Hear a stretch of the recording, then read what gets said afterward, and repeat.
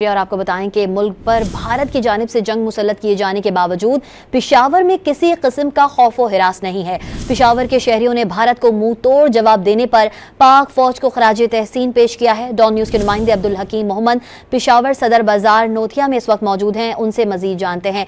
जी अब्दुल हकीम, बताइएगा अपने अतराफ में कैसा माहौल देख रहे हैं आप?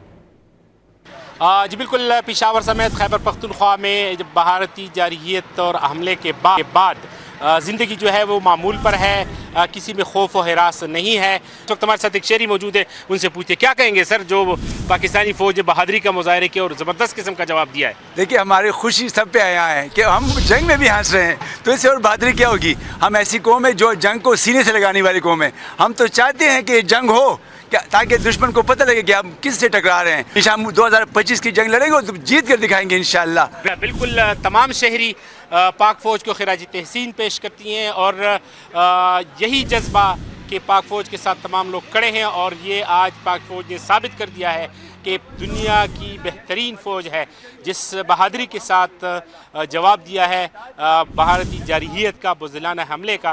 तो खैबर पख्तूनख्वा पेशावर के तमाम शहरी जो है इस वक्त इस हमले की मज़म्मत करते हैं और पाक फ़ौज को सलाम कहते हैं। पाकिस्तान ज़िंदाबाद, पाक फ़ौज पाइंदाबाद।